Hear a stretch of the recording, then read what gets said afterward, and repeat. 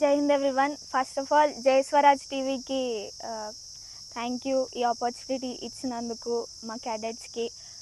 మా మనసులోని మాటని కూడా జనాలతో షేర్ చేసుకోనికి మాకు ఈ అవకాశం ఇచ్చినందుకు థ్యాంక్ యూ.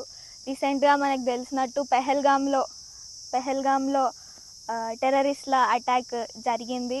ఆ టెర్రరిస్ట్లకి ఇవ్వడం జరిగింది ఆపరేషన్ సింధూర్ అనే ఆపరేషన్ని ఇంప్లిమెంట్ చేసిండ్రు మన ప్రైమ్ మినిస్టర్ మోదీ గారు. డిప్లొమాట్స్తో కలిసి ఈ డిసిజన్ తీసుకోవడం జరిగింది. అట్లనే మన కంట్రీకి మన సపోర్టింగ్ కంట్రీస్ కూడా చాలా హెల్ప్ చేసినాయి. వాళ్ళ సపోర్ట్ కూడా ఉండడం మన అదృష్టం. అట్లనే ఫస్ట్ ఆఫ్ ఆల్ పాకిస్తాన్కి వాటర్ సప్లై అనేది కట్ చేయడం అది ఒక అడ్వాంటేజ్గా ఉంది ఈ ఆపరేషన్లో. ఇంకా చాలా ఎంత స్ట్రాంగో అందరికీ తెలుసు. మన ఇండియన్ వాళ్ళు అంత టెర్రరిస్టులు అంత ధైర్యంగా రావడం అనేది ఐ థింక్ వాళ్ళకే నష్టం. అది పాకిస్తాన్ వాళ్ళకే ఆ కంట్రీకే లాస్ ఇది.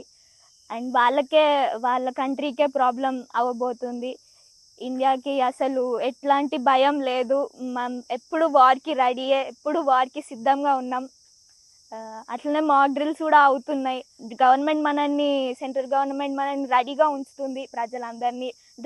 ఒకవేళ వార్ ఇట్లా అన్ఫార్చునేట్ సిచ్యువేషన్లో వార్ ఇట్లా అవుతే ఎలాగైతే ఉండాలి, ఎలా బిహేవ్ చేయాలి అనేది గవర్నమెంట్ ఫుల్గా మనకి ఇన్స్ట్రక్షన్స్ ఇవ్వడం జరుగుతుంది. ఆ ఇన్స్ట్రక్షన్స్ని ప్రజలందరూ ఫాలో కావాలి తప్పకుండా. ఈ మాత్రం సివిలియన్ సపోర్ట్ గవర్నమెంట్కి ఉంటే ఇంకా ఇండియా ఇంకా చాలా అభివృద్ధి అవుతుంది.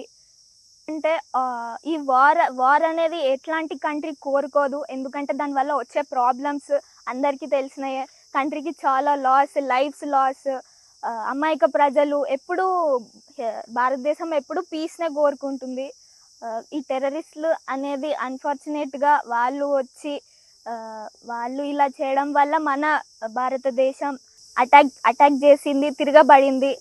అంతేగాని మన కంట్రీ ఎప్పుడు వార్కి సపోర్ట్ చేయదు. కానీ ఒకవేళ వార్ గనక వాళ్ళ సైడ్ నుంచి వస్తే ఎప్పుడు తగ్గదు. భారతదేశం ఎప్పుడు ముందుగా ఉంటుంది. ఎప్పుడు ఆన్సర్ చేయడానికి మన గవర్నమెంట్, మన ఆర్మ్డ్ ఫోర్సెస్, ఇండియన్ ఆర్మీ ఎప్పుడు సిద్ధంగా ఉంటుంది.